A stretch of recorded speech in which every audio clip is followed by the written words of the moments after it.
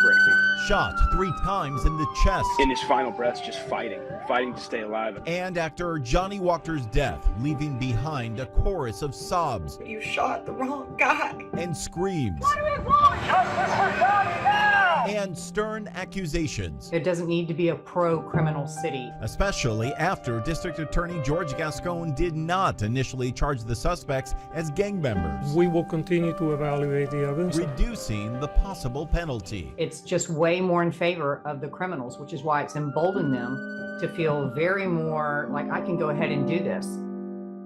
That is lazy. That is inserting your political agenda over the facts and the law. It is a prime example, former U.S. Attorney Nathan Hochman says, of why he's trying to take Gascon's job.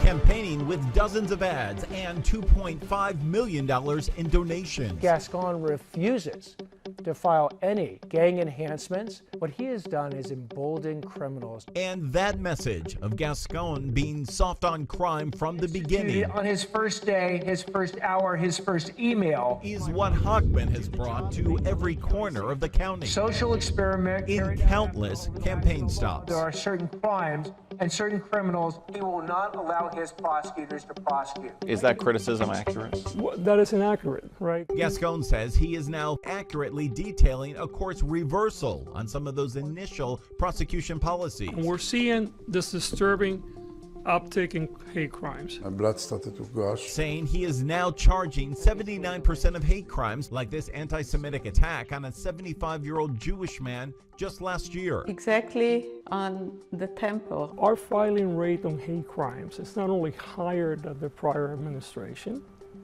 but it's actually higher than the entire state average. But his reversal, critics say, only comes after backlash and a brutal rise in all crime. You have hate crimes that are up double digits. Violent crime has been up every single year. What's going on here? He found this car. Property crimes, they are up double digits. Shoplifting is up 133%. Fear is way up. Well, let's stick with the reality first of the crime. Crime is not way up. In the overall county, homicides are actually up 8%. Right, but what I'm telling you is that there are cities in LA County today, including LA, where homicides are down. That's true, but you're responsible for the whole county. But I don't police. But as district attorney, he does choose whether to prosecute and does influence perceptions. Recent polling showing 60% of Angelenos feel safety has declined under him, and 53% say his own policies contributed. It's the sentiment that's led to 2 recall attempts and more than a dozen lawsuits from his own deputy attorneys and their union. District attorneys that voted 98% to support their boss's recall. That's a shocking statistic. Is that a fair criticism of his? No, it's not. Gascon believes those old grudges are now giving way, and that older controversies, like his own chief of staff once publicizing that police are trained to kill us, won't help his new opponent. He's doing what he needs to do.